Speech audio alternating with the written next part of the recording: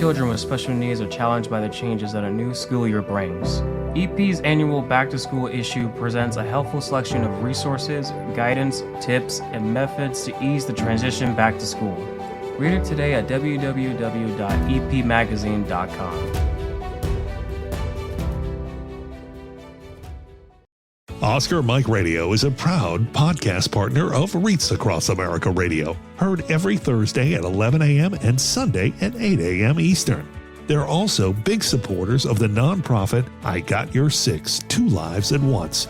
And with every wreath you sponsor through Oscar Mike Radio, $5 goes back to this great organization dedicated to making a difference in the lives of veterans, law enforcement, firefighters, and first responders battling PTSD. Two Lives at Once pairs these brave men and women together with dogs rescued from kill shelters.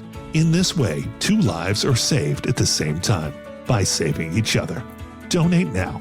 Go to reachacrossamerica.org/Oscar Mike Radio to help. That's reachacrossamerica.org/Oscar Mike Radio.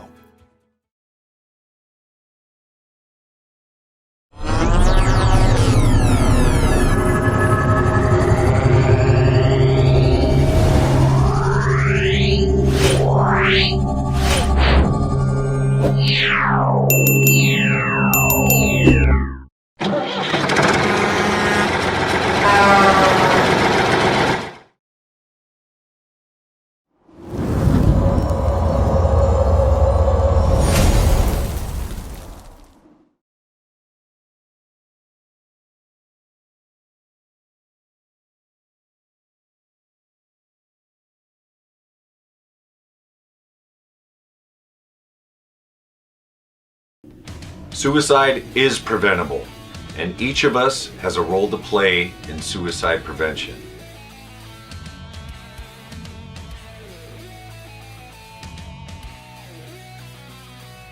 Suicide is complex. There is no single cause. And it's not always a mental health issue. It could be loss of a job or home, financial or relationship issues, pain, or leaving the military. Suicide does not discriminate. It affects all ages, races, and genders, veterans or not. If you know a veteran who is struggling, connect with them. Let them know help is available. There is quick and easy access to services in times of crisis. Dial 988, then press 1. Talking about it is okay. Don't keep it inside. Don't be ashamed. Don't wait. Reach out. Find resources at va.gov/reach.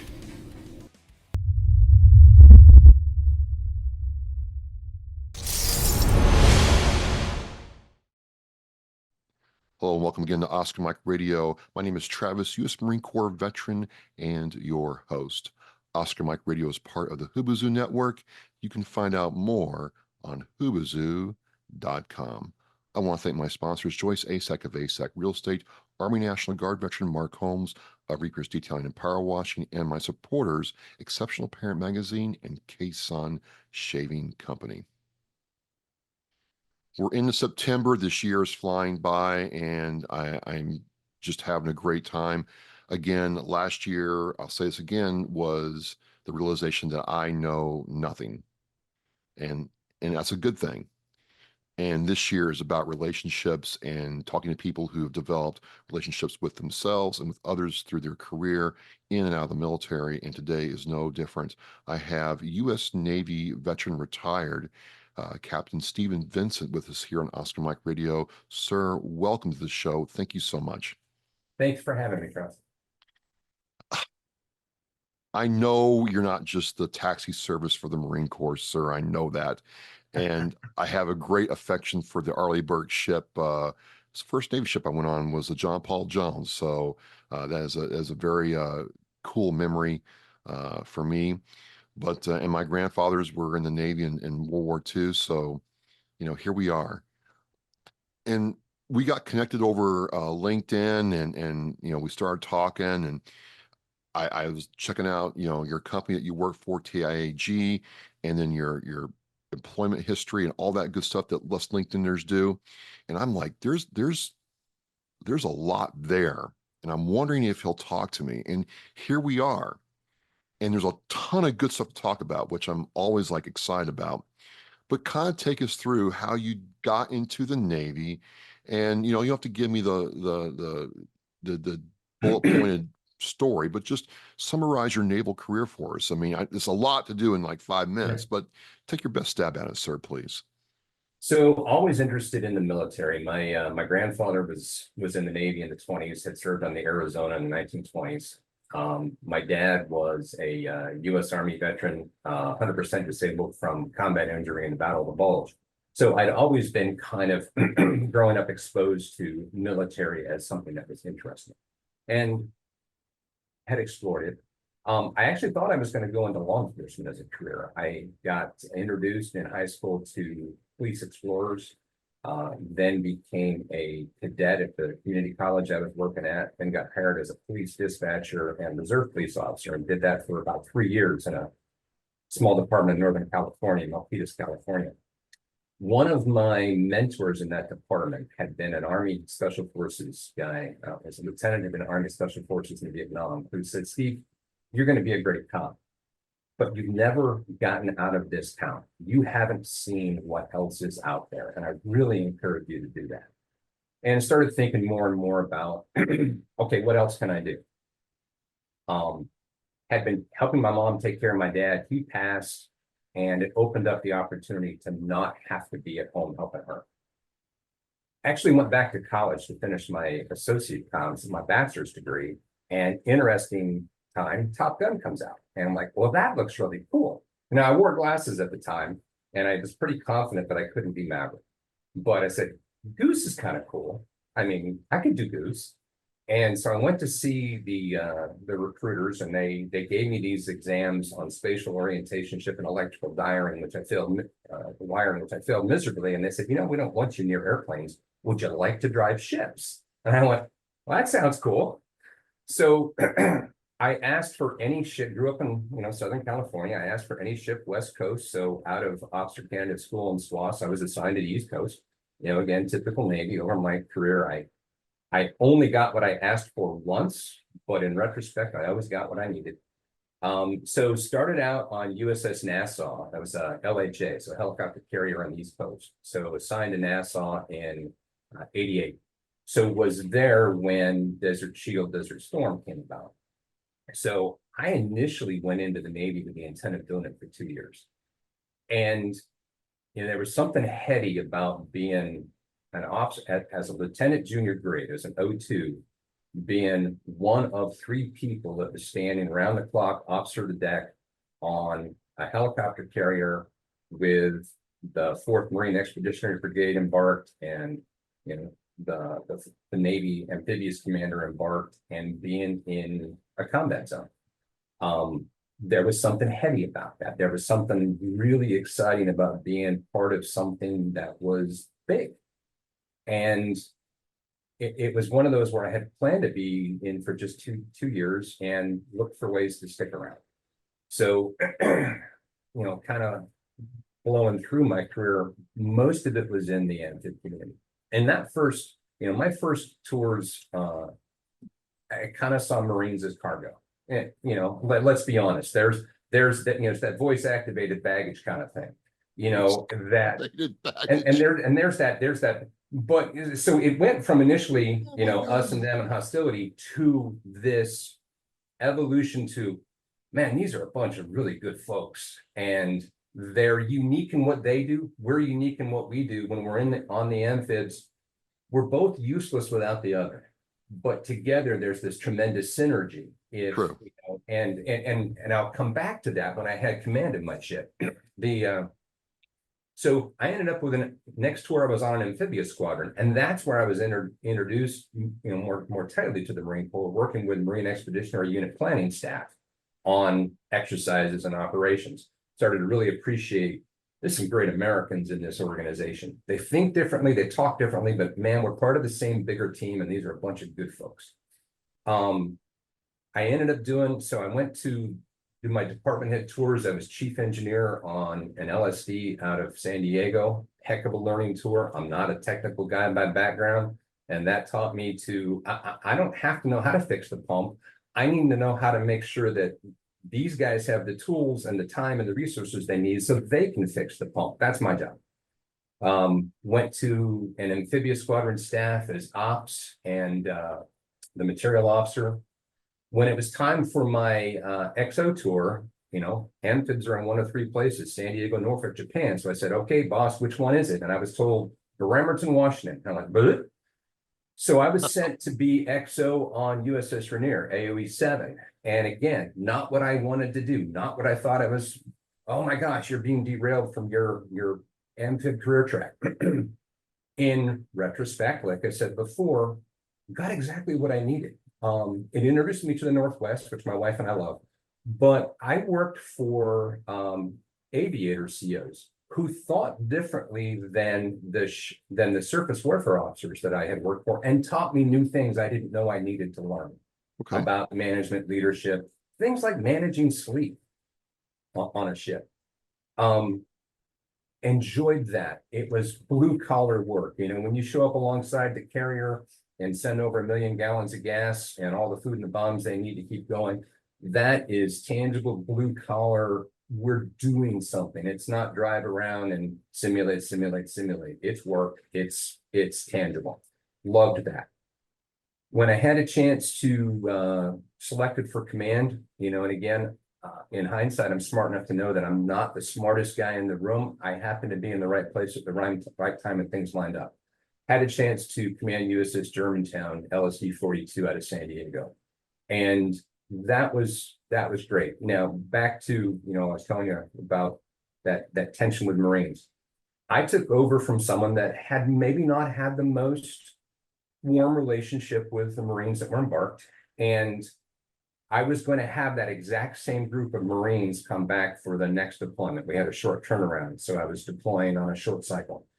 And so that group of Marines came on board, and they sent the battalion landing team XO was sent to embark on us because he was there to add more seniority and horsepower and fight with the Navy and take care of the Marines.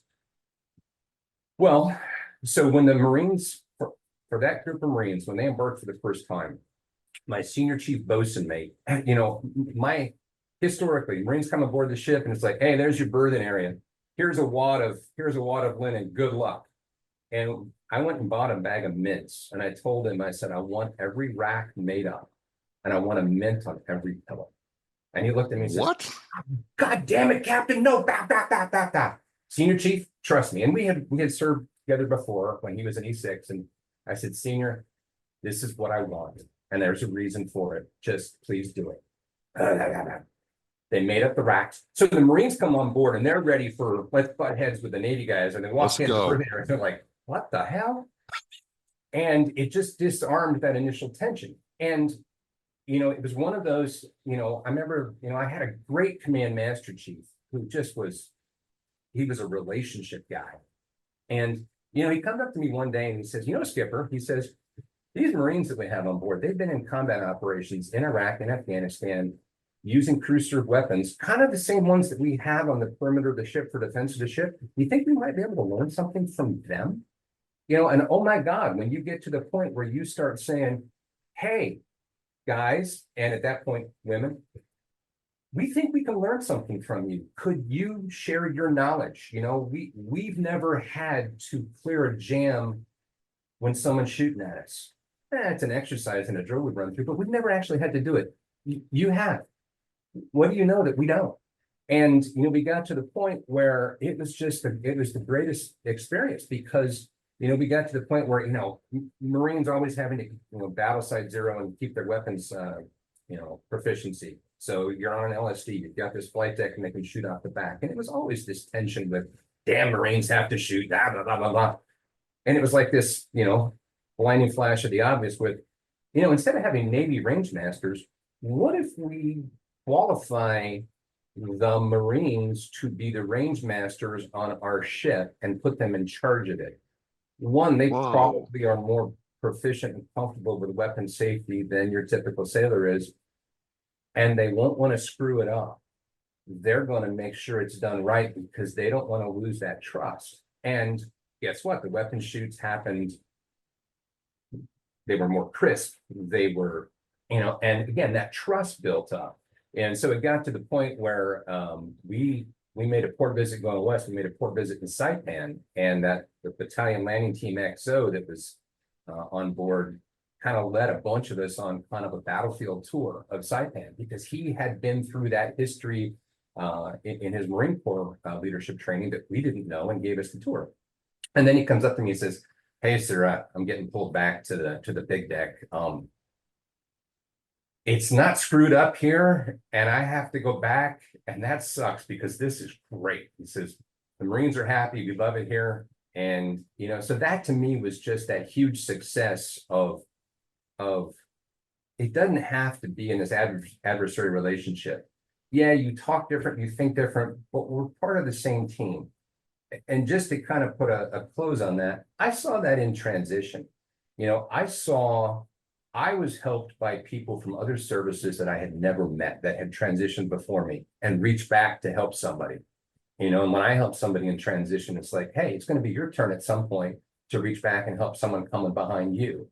And when I work with folks in companies about veteran hiring, yeah, they're focused on their requirements, but there's also this brotherhood, sisterhood of, I've been there, I know how hard it is, and I'm going to help you, even if you don't come work for my company.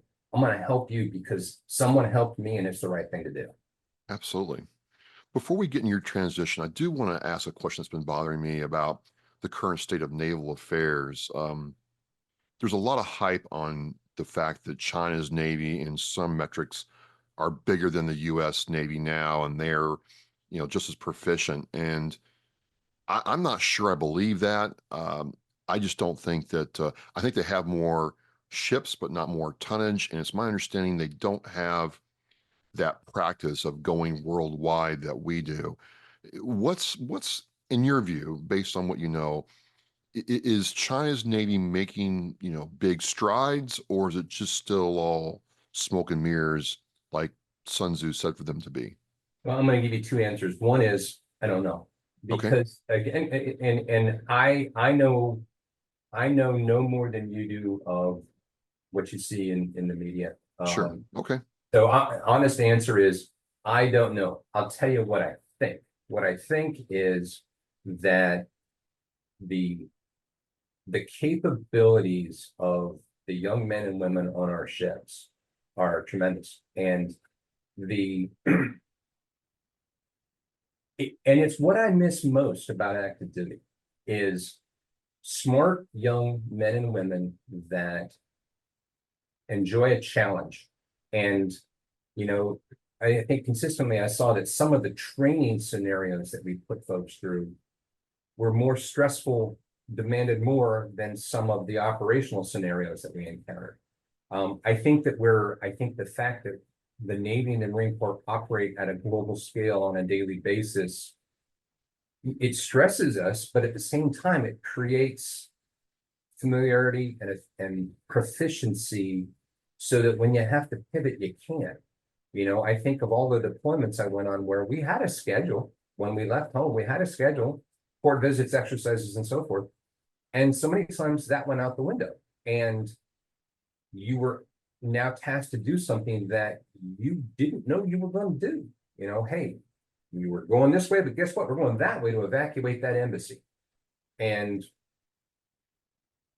figuring that out on the fly, it's a long way of answering your question to say that I don't know objectively, where the numbers and all that stack up with China.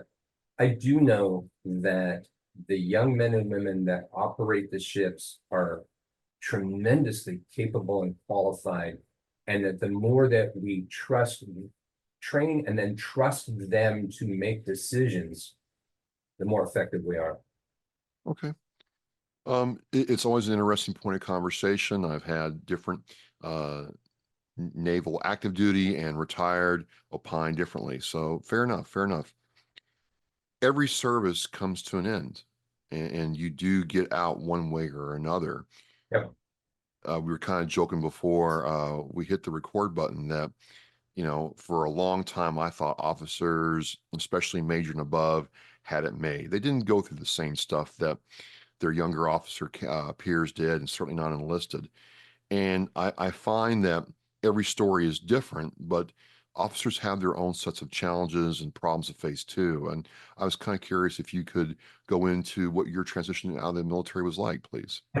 Yeah, and again, I'll make sure I'm not repeating something that we already talked about on the recording, but I was, so my last job, I was commanding officer of the Navy Reserve Center in Bremerton, Washington. And Okay. so with that, and I knew I wanted to transition so that I didn't have to go be a geobapser. My kids were young. I wanted to be in control. Um, what it, so I worked the Reserve Center. We had 3 drill weekends a month with different cadres of units. And that meant that, you know, sometimes I had Monday, Tuesday off, sometimes I just had Monday off, but I had every Monday off. And what that allowed me to do was go do info interviews, you know, and I was talking, you know, these reservists, and again, one of the interesting things in the reserve community is an E6 in the reserve might be a senior person in his company or be an entrepreneur. And someone who's an 05 might be a lineman, you know, might be out, you know, climbing light poles. Their rank in the reserves has no relationship to what they do in the civilian world. So to me, it was an opportunity to just kind of talk to these folks. Well, you clearly were active duty at some point, and now you're in the reserves now. What do you do now? Why do you like it? What do you not like about it? How did you get there? And then go do info interviews with people and talk about it. And I was kind of trying to figure out what I wanted to be when I grew up. You know, and I think, again, it was a mentor who said to me, Steve, go get what color is your parachute and read it and do the exercises. Yeah. Well, probably after the 8th or 9th person told me that, I actually did it. And the exercise that sticks in my head today that kind of helped me in transition was write a 3-paragraph essay on one of your best days on active duty. Then go back and highlight the active verbs. And there's another exercise in the book where you go through a pairwise comparison of would you rather do this or this. And, you know, I knew how to lead people. I knew how to drive ships, but that's not what I was going to do next. I knew that. So what could I do? So it was a matter of trying to figure out what am I passionate about? And then is that value? For me, the biggest pathway for discovery was, you know, again, I had gotten connected through Hire America's Heroes to these VPs and these large corporations, Boeing, Microsoft, Starbucks, and so forth. And I had the chance to talk to a lot of those folks, and they would, you know, they focused in on, they kind of saw me as an executive level utility infielder. Man, you solve problems. You're used to solving problems with some ambiguity. Man, you're exactly what we need in senior management positions. Well, guess what? Those guys aren't the hiring managers, and they're not hiring someone directly into a management position. The job openings are much lower in the organization, and they want a left-handed first baseman who wears a Rawlings glove and has played first base for 5 years. Yeah. And I focused on these large organizations that had very visible public military hiring programs, and they're good programs. Starbucks, Boeing, Microsoft, they're good companies that actively value veterans and bring veterans in. But it wasn't a fit for me because they're looking for a discrete technical skill set that I didn't have. And my aha moment was small businesses. And I had initially stayed away from small businesses because they scared the crap out of me with instability. Yeah. My perception was it was mom and pop. And so my realization was that so the company I work for now, TIAG, when I first was hired by TIAG 12 years ago, was still a small business, even though the company at the time was making tens of millions in annual revenue and it had hundreds of employees. Based on DoD procurement standards, you might still be small, but have a robust HR system and robust infrastructure. So for me, it was, okay, how do I find the small businesses that are a good fit for me? And it goes back to info interviews. You know, again, I was trying to make my own luck. The big ones weren't a fit for me. So I started, this is something that I tell people in transition now when they're trying to figure out where to start. Every geographic area in the country has some business journal with 100 best companies to work for. Okay, look at the list. There's a reason those companies are on the list. People enjoy working for that company. So I sat down with 100 in Puget Sound area and started going through, and there was maybe 7 of them that I'd heard of before, Microsoft, Boeing. But there was 93 others I'd never heard of before. And so again, I started falling back on military planning. All right, let me research them. Let me reach out. Let me do info interviews. And that opened my eyes to, there's a whole bunch of really, really good companies that are a better fit for me, because instead of trying to hire me for a discrete, analyst position, they're interested in that executive level utility infielder skill set that I have. They want someone who can solve problems with some ambiguity.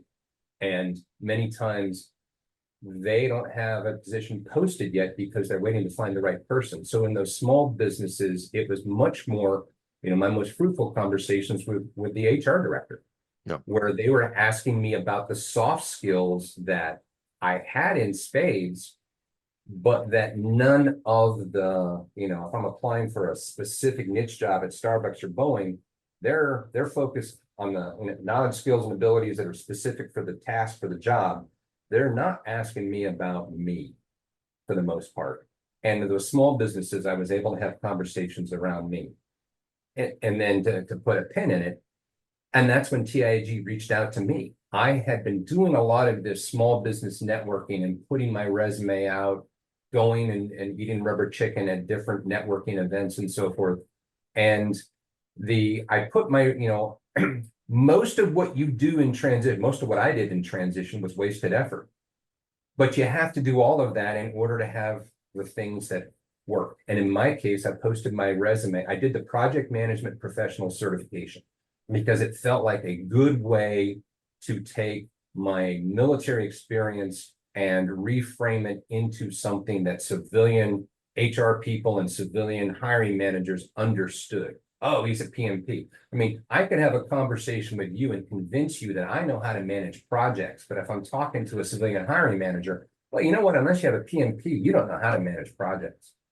So, okay, let me get the relevant civilian credential. Let me get the relevant industry professional credential that repackages what I know how to do in a manner that they understand. Got my resume posted in the PMI website. And the woman from TIAG that reached out to me, she said, here's what I know. I worked with a Navy captain once before, and I knew that he was not an idiot. And to be an 06, you probably had done a few things right. And you had a PMP credential. That was enough for me to say, I want to talk to you. And it turned out that TIG was looking to hire someone to serve as a project manager at the DoD National Center for Telehealth Technology. The woman that hired me, it was TIG had the contract to build mobile apps for PTSD, stress management, depression, suicide prevention, supporting the Department of Defense and working closely with the VA National Center for PTSD. And they didn't see me as a technical guy. They didn't see me as a behavioral health subject matter expert. They needed somebody that understood kind of macro level DoD requirements process and the operational need, and could talk to GS-15 psychologists and help them understand that, and help them navigate DoD, because mobile apps were pretty new at the time. And if I can go back real quick, so active duty. So I talked about my transition. Let me talk about what I was doing to support reservists. So this is 2010, 2012. At any one time, I had about 100 to 115 reservists mobilized for a year at a time and embedded typically with Army units as individual augmentees in Iraq or Afghanistan. So these were, a lot of them were cops and firefighters, a lot of cops and firefighters in the reserve. My job was to support, I would often get maybe 1 week of notice that someone had to be mobilized. So you're plucking someone out of their civilian world, turning that upside down, send them off to some training, and then they're going to be downrange for a year.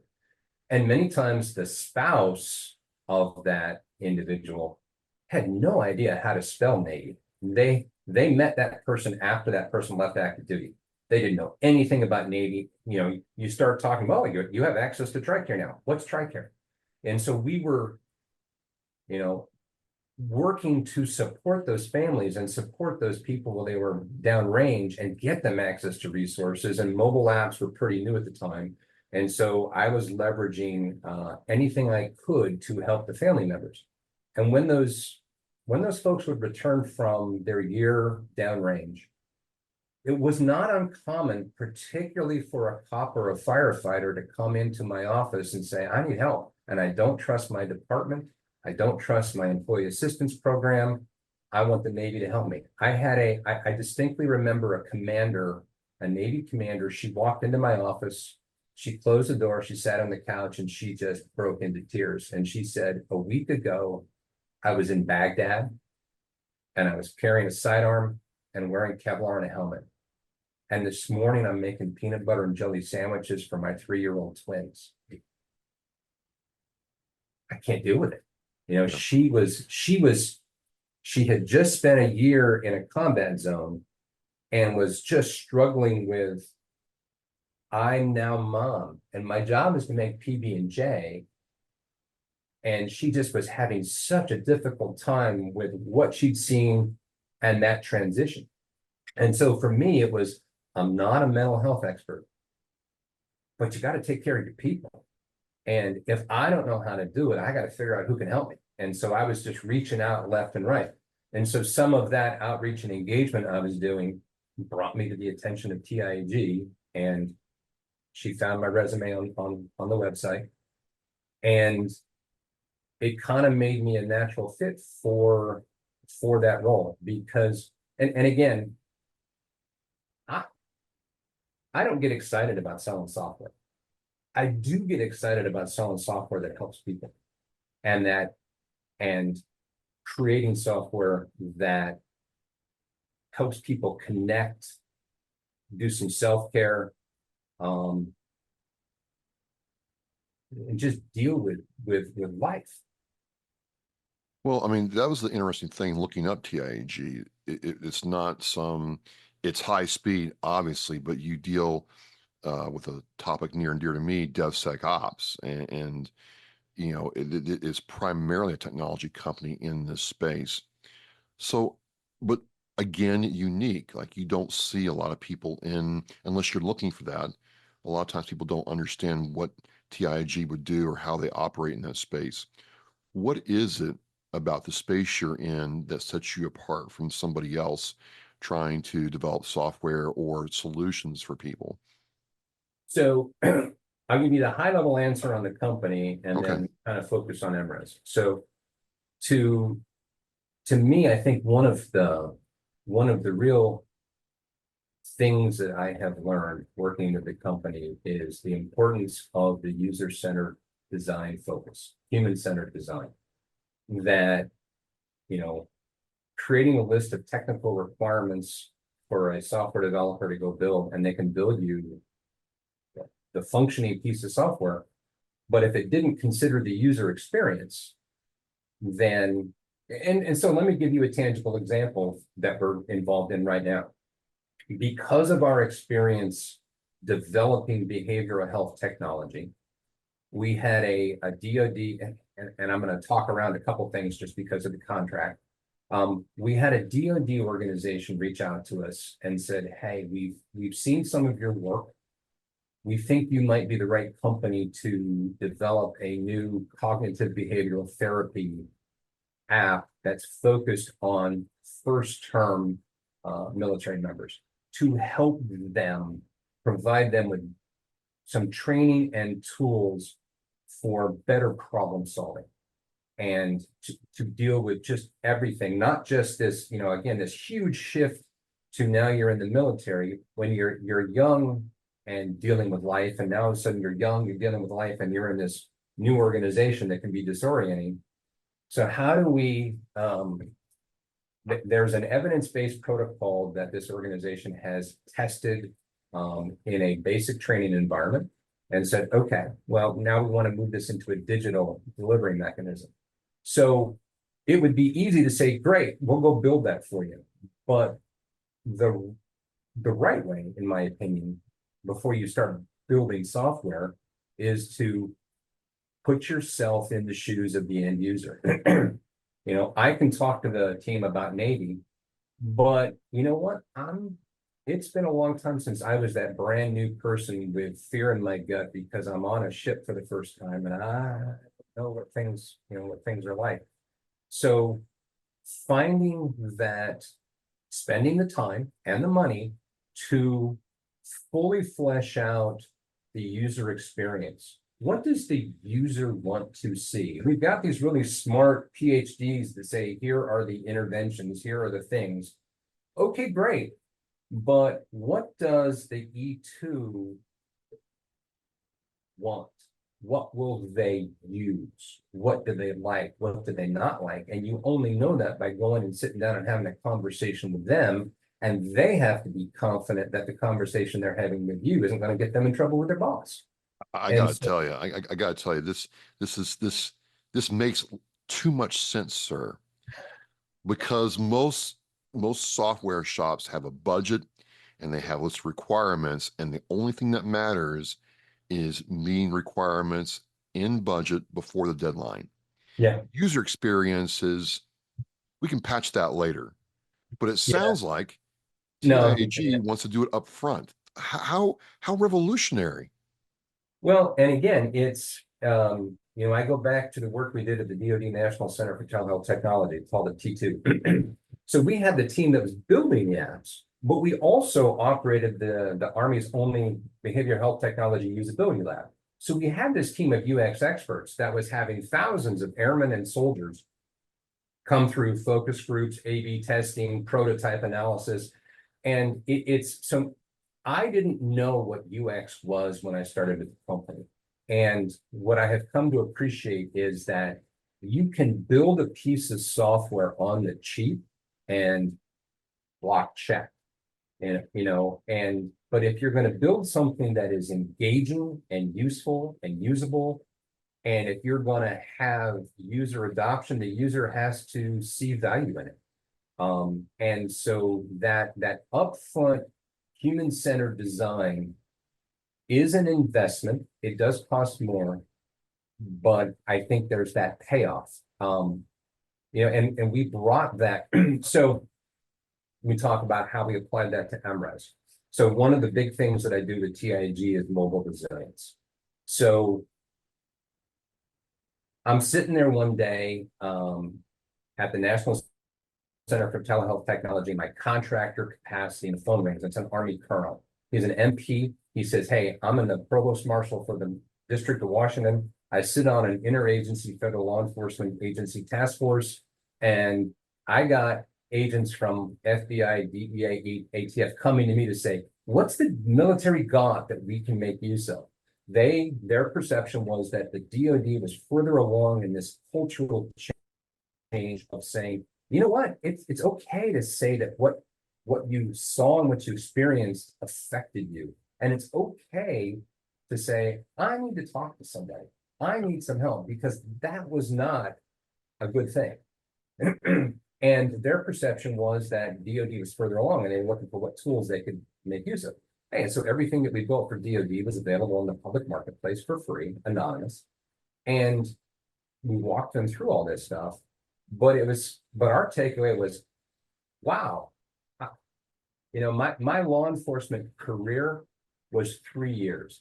It was long enough to remember, I can remember those moments in the mid 80s, standing on the side of a freeway when the person opened the glove box and there was a gun in the glove box.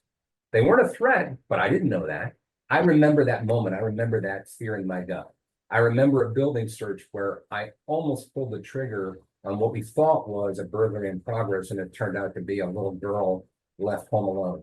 And she got scared by the big man dressed in black coming into her apartment. I remember as a dispatcher, the person said, "Hey, I've got this caliber weapon held to my head. Is that big enough for me to kill myself? Is that going to do the job?" And I remember those moments. So to me, it shouldn't have been a surprise that more cops kill themselves each year than are killed in the line of duty. And it's also bad in the fire service. And fire service, I think suicide is underreported because so many firefighters are volunteers. So that suicide, hey, was it work related or not? So there's an underreporting, I think, in the fire community.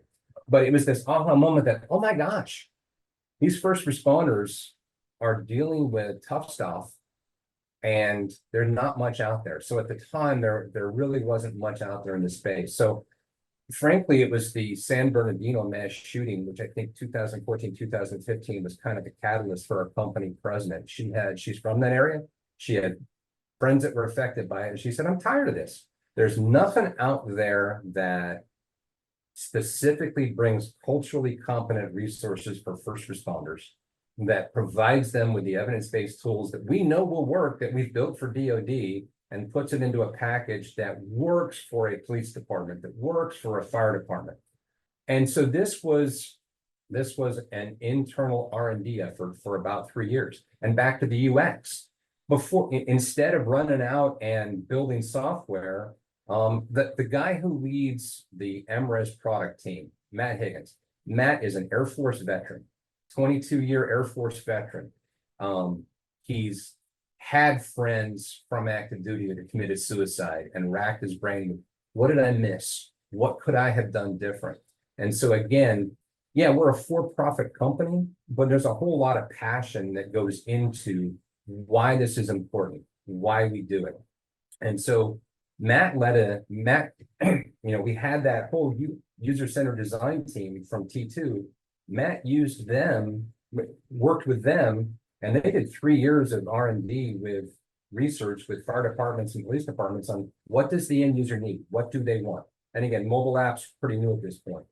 So we rolled MRES out at the 2019 International Association of Chiefs of Police Conference. The reason I reached out to you initially is I'm trying to get the word out that there are tools out there available to police departments and fire departments that incorporate evidence-based tools that we know will help people, and the users just need to have access to them. And so, controlled diaphragmatic breathing, guided meditation. You talk to cops and you talk about guided meditation, and the response I get is, "Well, that's hippie bullshit. Get out of my face." Okay. But you know what? If I put it on, if it has an elegant interface and it's on an app that you have free access to through your department, you get a chance to experiment with what's out there, what works for you, and find what can help you both in the moment and after the fact to deal with tough stuff. And the reality is that humans experience tough stuff. Cops and firefighters and the military tend to experience it at a higher velocity and a higher frequency. But it's, that user-centered design approach we took was intended to build an elegant, useful piece of software that a police department could deploy so that their end users had access to it. Only their end users had access to it, and that be the cops, the admin, professional staff, etc. But while those end users had access to it, they were anonymous. That's one of the things that kind of distinguishes our approach. There are some other apps out there that the way they achieve anonymity is crucial. That's a core design principle. That end user has to know that when they're in the app, that what they do is not being monitored by Big Brother. We know from our DoD experience in the usability lab, the moment that user suspects that, they're going to throw the phone in your face. They're going to delete the app. They're going to say, "Screw you, I'm out of here." Right. How do you assure anonymity? Some other apps achieve anonymity by sharing a single username and password that everybody shares. Gives you anonymity, also gives you absolutely no control over who's accessing the content. And if you want your people to have 24/7 access to a personal cell phone number for someone on a peer support team, that can't be something that's in the public domain. It's got to be something restricted to that group of authorized users. But that group of authorized users has to be able to access the content without the chief knowing what they're doing. So that's kind of, again, that user-centered design approach, that end user anonymity was so crucial, so key. And then when we worked with the National Fraternal Order of Police, Sherry Martin, again, Sherry Martin, if you want to, Sherry Martin, I don't think has a military background, but Sherry Martin's another great American who does great things for cops around wellness and peer support. And when we worked with her to go through her team's vetting process to validate that, this is something useful for cops and it is going to protect privacy, et cetera.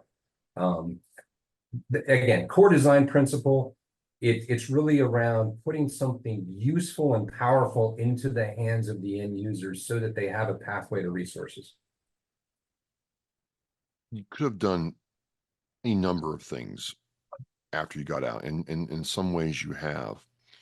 But looking up TIAG and what they do and how they did it, it struck me that this almost continues this leadership and take care of your sailors purpose that a lot of captains develop, because I've talked to a couple of you all in the civilian world taking care of our first responders and law enforcement, and this company is unique in that fact. So just a couple of questions as we wind down.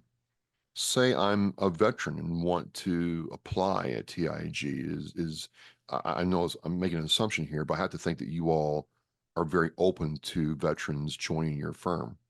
You bet. More than 25% of our employees are veterans. And to some degree, that's a natural fit because of so much of the work we do for DoD, but it's also an appreciation that these folks bring a unique value proposition, that they are problem solvers, that when you're supporting a customer engagement, yeah, you might have a set of requirements in an RFP from 2 years ago, but that might have nothing to do with the problem that has to be solved today.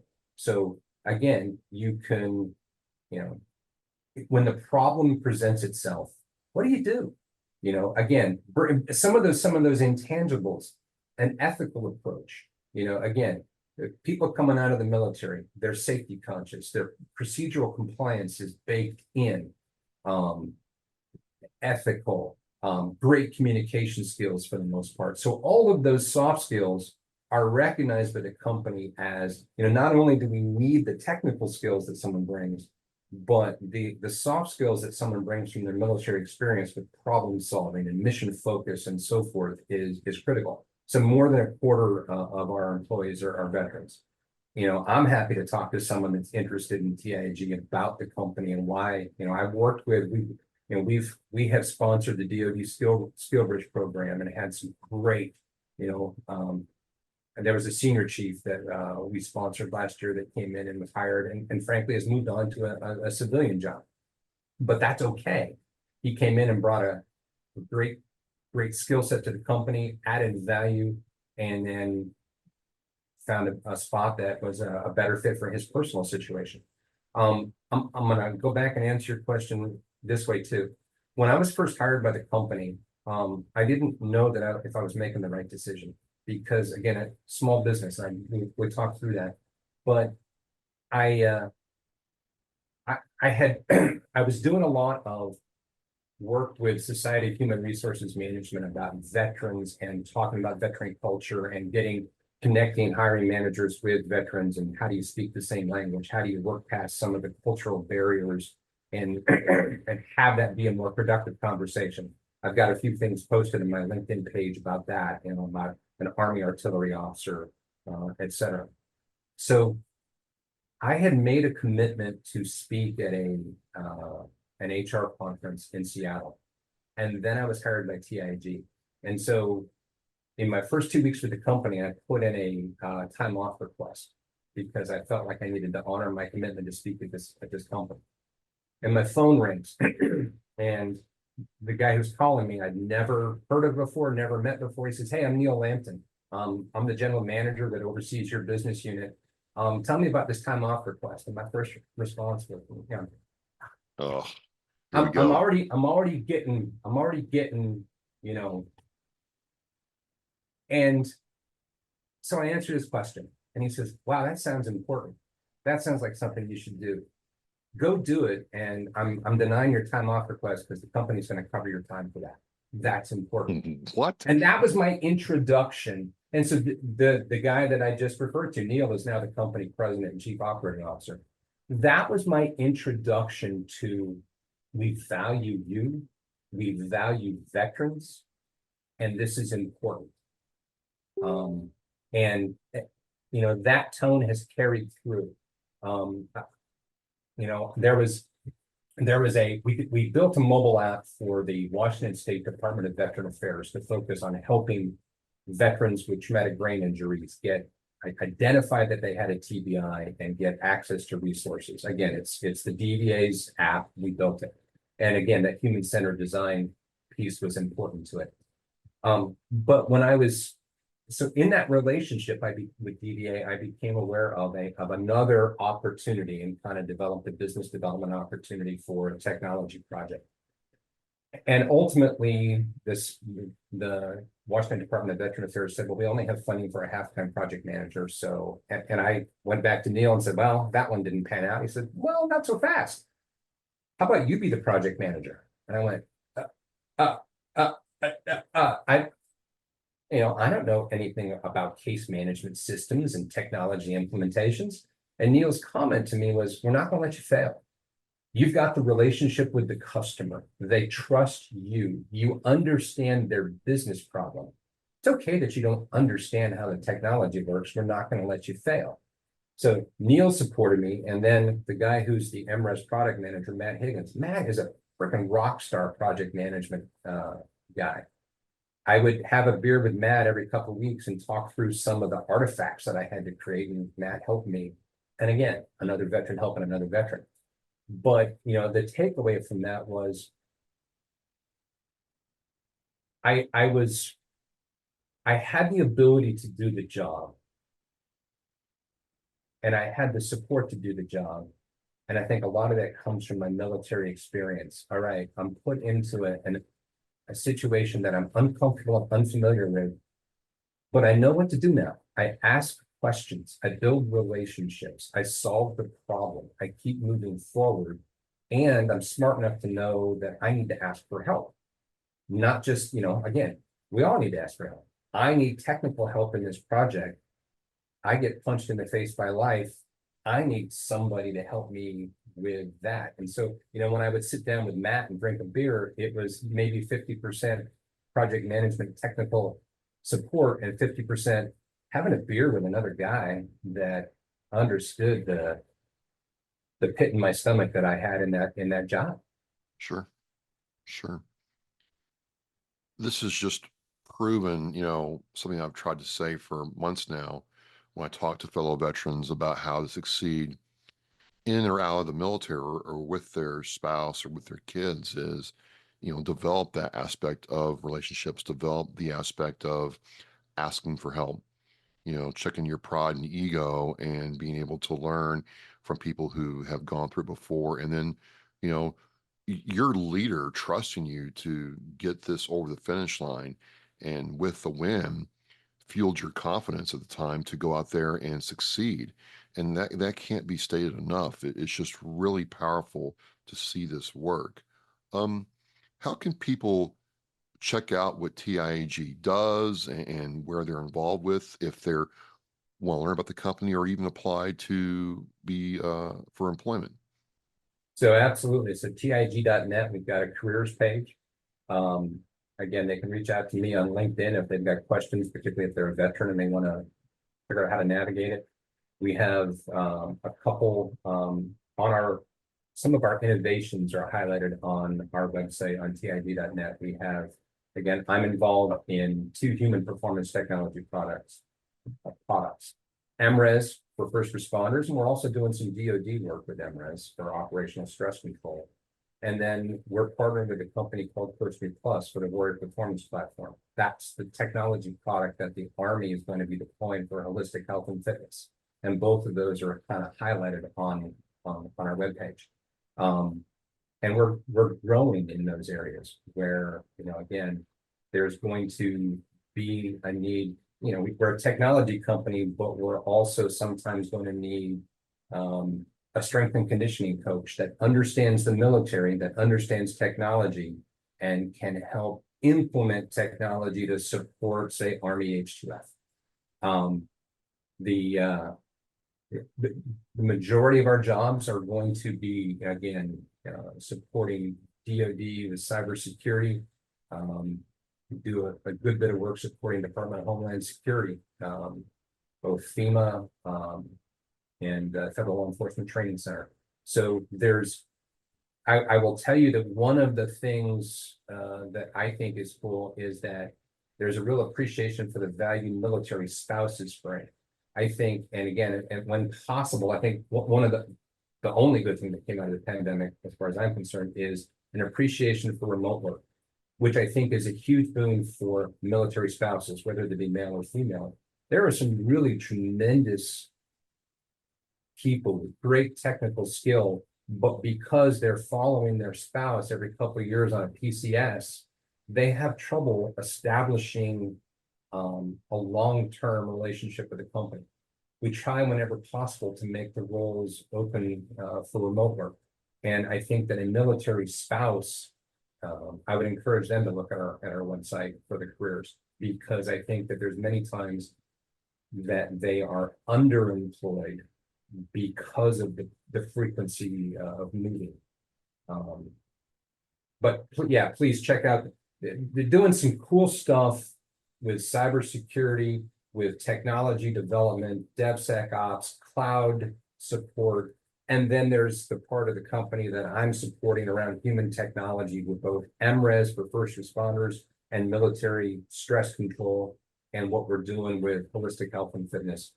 Again, I'm focused mainly on the human performance technology, and I get freaking excited about that because it's a tool that helps somebody get better, whether it be self-improvement or connecting with the resources that they need to help them be well, get well.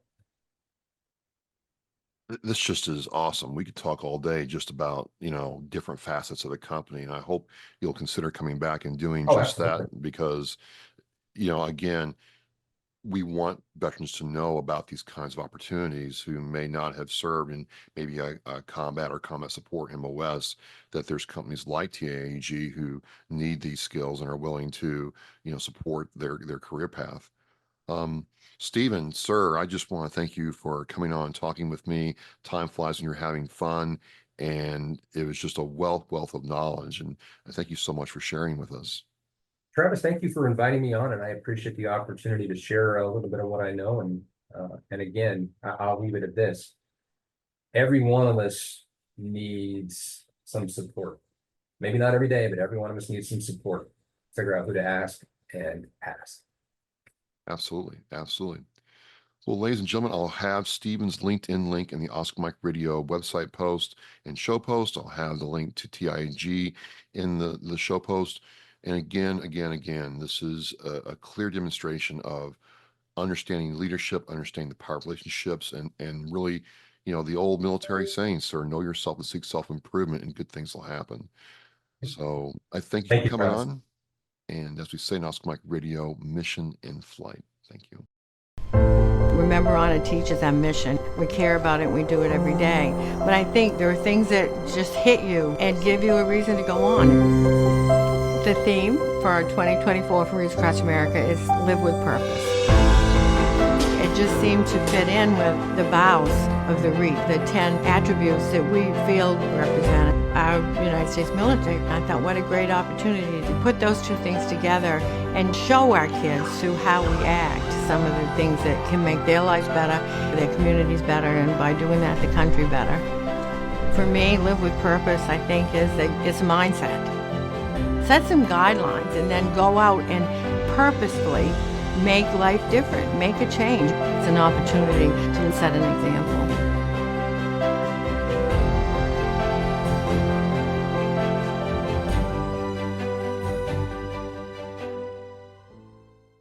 Thank you for listening and watching Oscar Mike Radio, where our active duty service members and veterans are in action and the mission is in flight.